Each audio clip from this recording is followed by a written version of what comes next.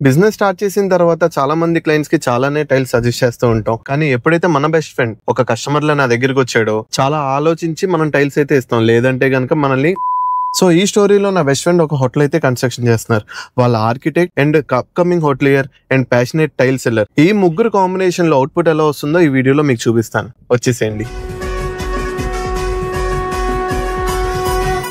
ఇదేనండి మనం చెప్పిన hotel Aveera banquets and stays. Lobby చూసారా ఎంత గ్రాండ్యూర్ గా ఉందో. ఇటాలియన్ మార్బుల్ యూస్ చేస్తే ఎలాంటి ఫీల్ ఉంటుందో సేమ్ అలాంటి టైల్ ఇక్కడ కూడా యూస్ చేశారు. అండ్ ఇక్కడ వచ్చేసి మనం బాస్ క్యాబిన్ కి టైల్స్ ఇచ్చాం. అండ్ దీంట్లో ఒక వాష్రూమ్ కూడా ఉంది. అండ్ వాష్రూమ్ కూడా నాకు చాలా నచ్చిన డిజైన్ అండి. సో ఈ వాష్రూమ్ స్పెషాలిటీ ఏంటంటే ట్రాపికల్ డిజైన్ వాడారు. అండ్ కింద ఏమో base tile same ivory base వాడారు. చూసారా హాఫ్ అండ్ హాఫ్ కాన్సెప్ట్ ఎంత బాగా వచ్చిందో. అండ్ కింద ఇంకొక మినీ బ్యాంక్వెట్ ఉంది, రండి చూపిస్తాను. ఇది వచ్చేసి మినీ బ్యాంక్వెట్ ఏరియా. అండ్ ఇక్కడ థీమ్ చూసారా ఐవరీ బీచ్ షేడ్స్ లోనే మొత్తం వెళ్ళారు. సో ఏదైతే మీకు వాల్స్ కి ఉందో సేమ్ అలాంటి టైలే వాళ్ళు ఫ్లోర్ కూడా చూస్ చేసుకున్నారు. ఇది వచ్చేసి ఎండ్లెస్ డిజైన్ అండి. అంటే ప్రతి టైల్ కూడా డిజైన్ మ్యాచ్ అవుద్ది. సో దాని వల్ల ఈ గ్రాన్యూర్ లుక్ అనేది వస్తుంది. సో లాబీలో వాష్రూమ్స్ ఎలా ఉన్నాయో అని చూపిస్తాం. సో ఫ్లోర్ కి ఏమో బ్లాక్ అండ్ వైట్ కాన్సెప్ట్ వాడారు. అండ్ సో హైలైటర్ వాల్ కి వచ్చేసి బ్లూ కలర్ సబ్వే అయితే వాడారు.